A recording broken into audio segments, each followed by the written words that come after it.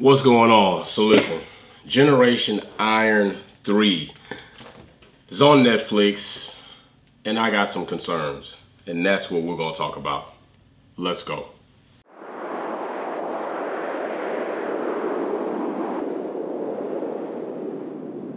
Let's build together. All right, so Generation Iron 3. It's a series. I don't know if it's going to be a series or maybe it's just this one documentary pretty much piece that's put together about athletes all over the world. You know, they go to Africa or Ghana and Russia, of course, come here to the U.S., Miami, other areas that we know the NPC is prevalently known to have shows in. So altogether, it was a good body of work. I can say that. Altogether, it was pretty informative. It was pretty interesting. It kept your attention. They used pretty well-known athletes. If you're in the sport or you watch the sport or you're a spectator of the sport, you should probably know most of the athletes that you're going to see. You know, Andre Ferguson's in there, Raymond's in there. They got Dorian Yates. He did a piece in there. Brandon Hendrickson's in there. Various other athletes are in there that are in the sport. So the first thing I want to go into is about the fact that they do have athletes that are in certain countries right now due to travel restrictions or border restrictions, and they are unable at this point in time to compete in its entirety in their league. So the NPC and IFBB is like world renowned. They do shows all over the world. You know, you're gonna see Kai Green. He's becoming very big in Asia right now, doing a lot of work. I even saw on one of his Instagram posts that it's quite possible that he might have something going on with Marvel Studios. So with that being said, there are athletes that are unable to have a lot of exposure or even a lot of experience competing in other countries, especially the U.S., because of the border or the travel situations dealing with foreign countries coming into the U.S. or whatnot. So that was unfortunate to see the athletes that are that passionate about something they're doing not able to compete on the fullest level in the venues where you're going to have a lot of eyeballs. You're going to have a lot of high impact athletes there, so that not only that you get that experience, but you can compare yourself to those that are also known as best in the world. So that was an unfortunate situation.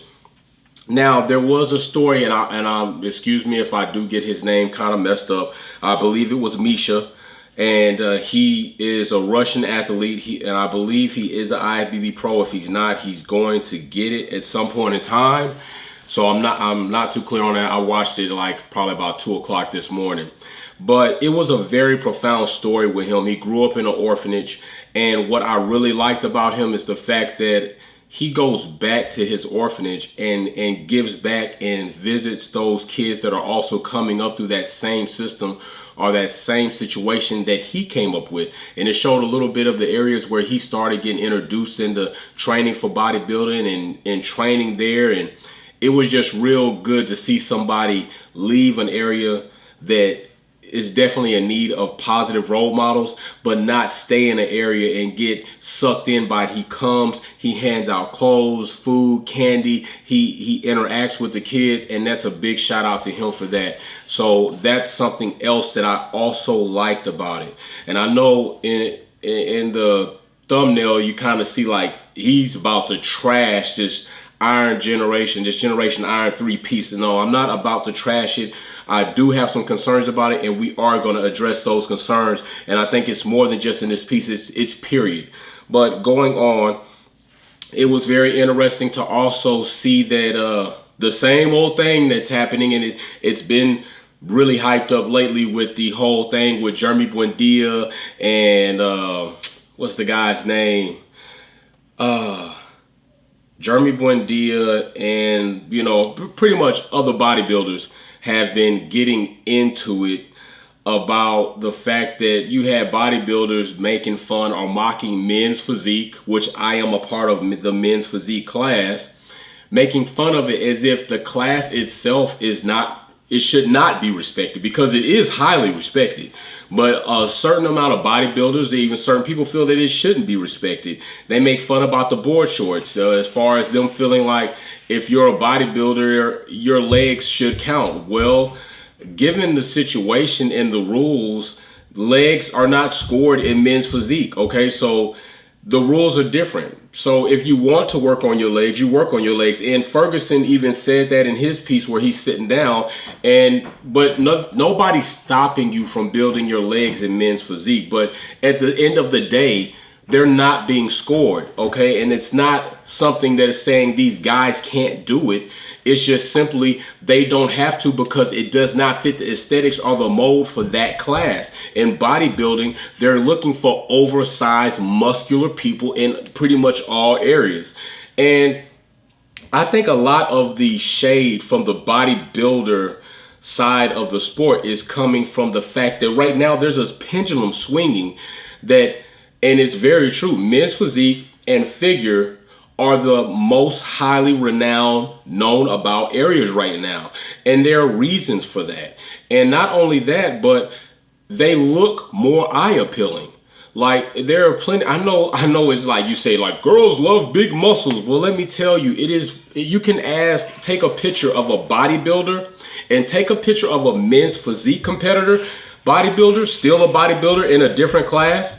And you can do that and ask plenty of people, not only women, even men, and ask them which one looks more like something that you might want or that you might want to look like. And there more times than not, they're going to choose men's physique.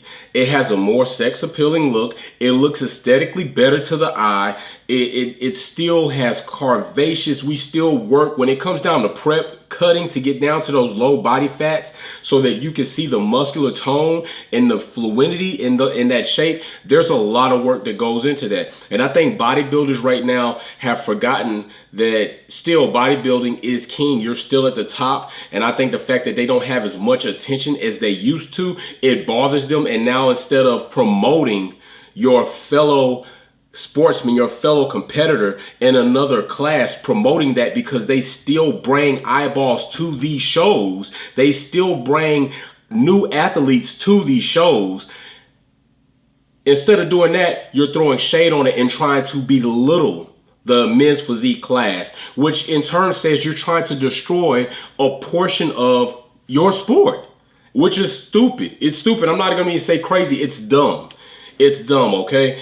I highly respect all the classes, because if I'm not in a class, I can't speak totally on it because I'm not working in it. So how do I know completely what it takes to perform at an elite level in that class completely? I don't. Just like somebody else might not fully understand what it is to come in my class and do it. So I don't throw shade on any class. If you're in the sport and you're enjoying yourself, I think that's an awesome thing, period. If you're at the top and you're excelling and going further, that's awesome, period. If you reach the level and that's all you want to do, that's awesome, period. But I think the bodybuilding hate on men's physique is obnoxious, it's disgusting, and quite frankly, I think it's childish on top of that. So as far as that goes, I'll even go as far to say Jeremy Buendia's rant was completely valid to me. All right, it was completely valid to me. And everybody else who was deciding that he was wrong, yeah, he may not have came across the best with his approach, but what he was saying was very accurate and on spot. And the guy's name is Dexter Jackson, all right? He throws a lot of shade on it, but at the end of the day, like I said, we're all in the same sport. We should all promote each other, because at the end of the day, you're all moving in the same machine, and a machine has different working parts that make the whole work together. So that was something that was also in there about the feud between bodybuilding and men's physique. So you're going to see some of that. Something else that was also in there was to show that competitors dealing with ailments, dealing with injuries, and still choosing to compete on these high levels and going through the pain, like fighting through the rut. There's even, I think she's feminist athlete or fitness athlete. She's in that class where they pretty much have like a whole routine, costume, everything. Like, it's a lot of energy that goes into it. And she's holding off a serious surgery in order to make this competition. And I know a lot of people that may see this piece and don't actively compete will say that that is total insane for her to put off her health in order to compete in a competition and then have her surgery. Well, I've been there and I've done that, and there's a possibility that I will have to do it again. And I think what it is you got to be a little bit crazy to do what we do. You have to be you got to be disciplined, you got to be dedicated, you got to be determined. That's my 3D model, okay? 3D. But at the end of the day, yeah, we're a little different than other people because we put ourselves through some of the most excruciating situations to try to look the best that we can in that moment.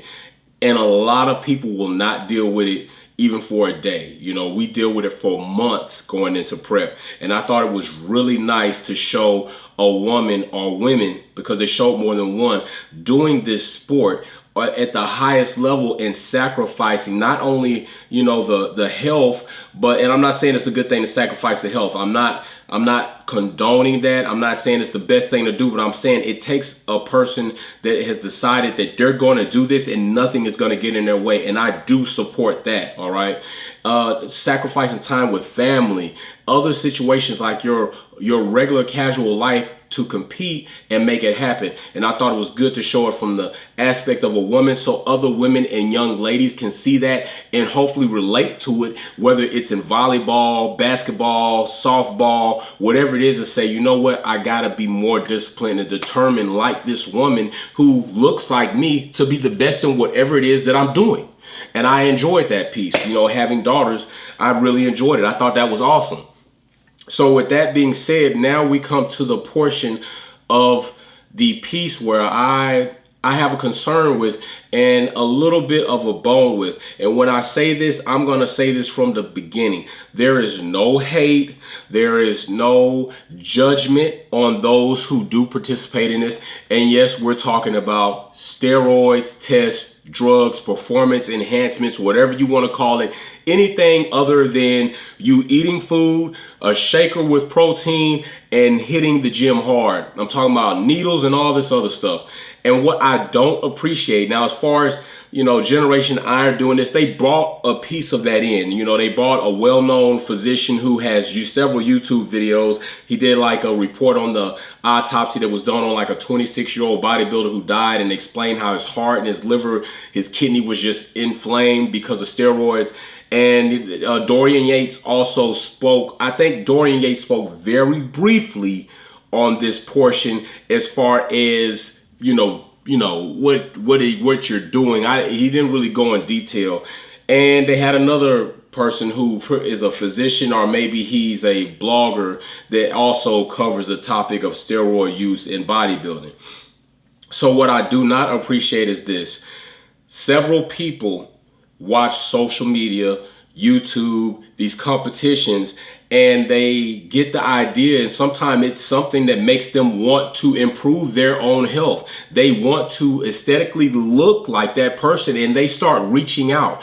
But I have a problem when athletes, star athletes, and I'm not calling any names because they're gonna know, say, oh, you know, I got, you know, it's about the food and the work. Yeah, it's about the food and the work. But let's keep it really real. And I'm trying not to cuss during this portion because it pisses me off. Let's keep it really real. You're not at that point of physical growth because of just food and the work. Let's stop playing. You're not there just because of that.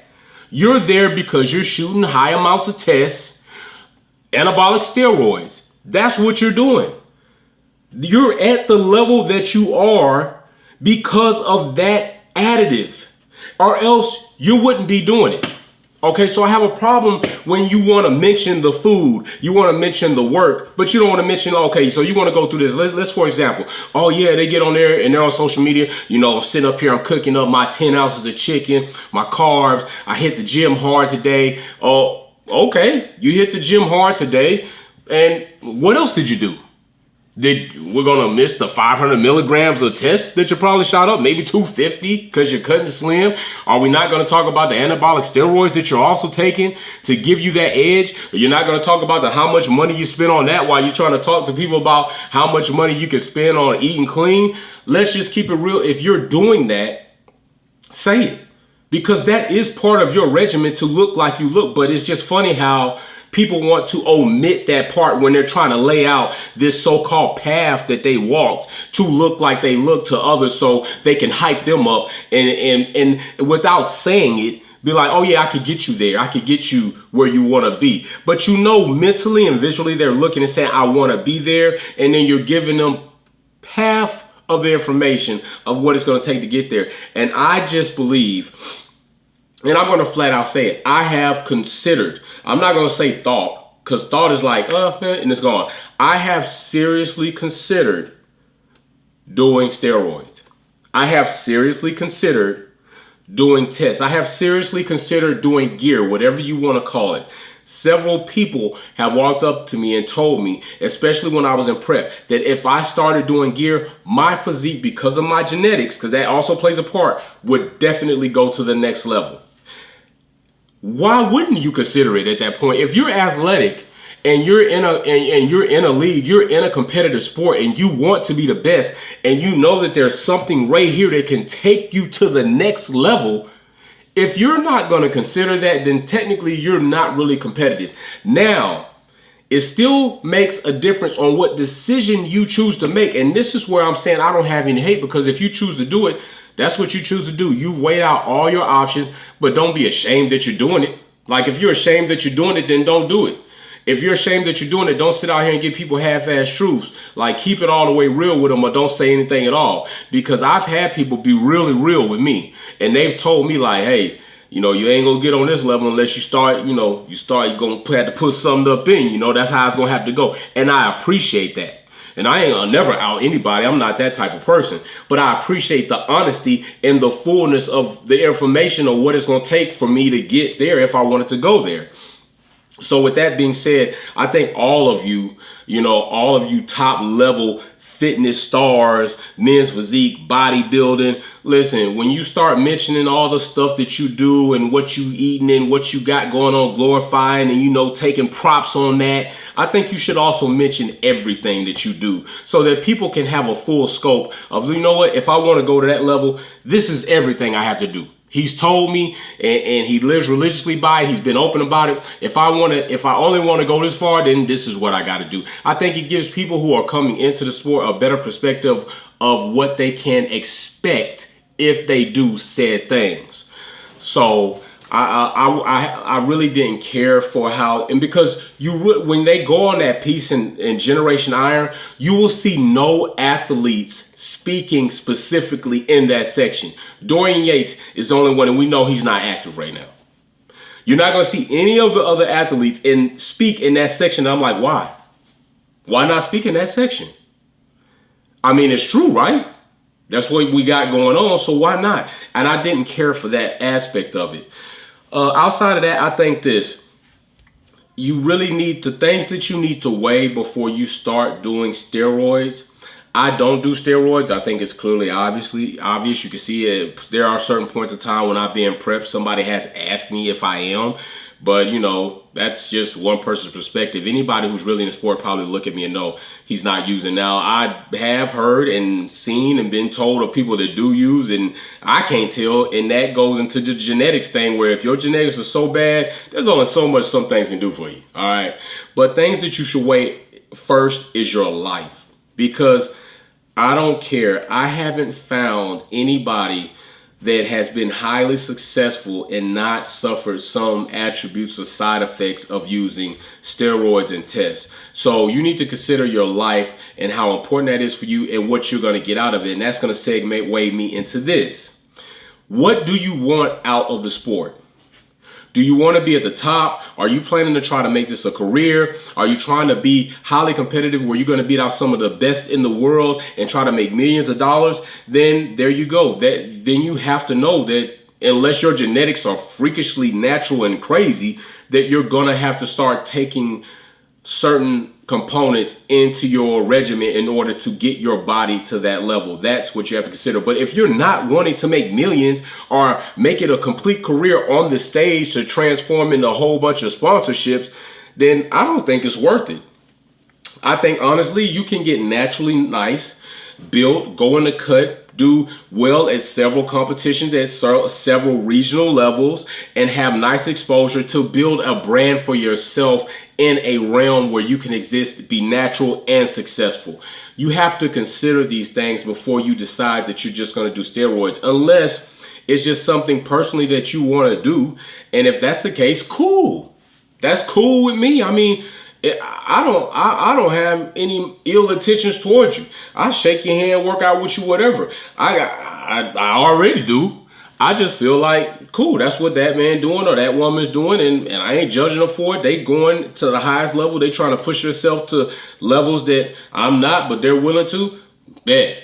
We all good. But I got a problem when you try to spit something to somebody else, making them think they can do this with only these two pieces, and it's not factual.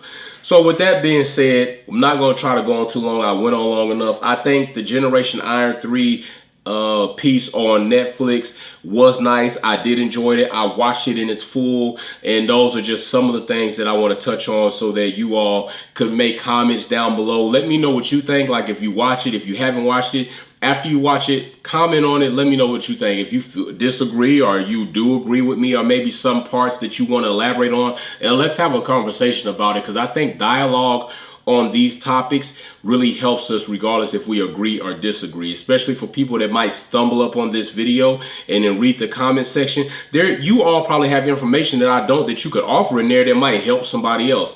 Don't forget to also check out the Instagram, the Facebook. I am getting ready for a show. I have several months to prepare. I'm trying to get as big as I can. People have said I have gotten bigger. I personally don't see it. I have seen strength increase, which is a good thing, because I'm going to start. I'm able to push myself a lot harder, more weight. So initially, growth should come. Of course, build season nutrition is a little bit more liberal, and I'm definitely enjoying that.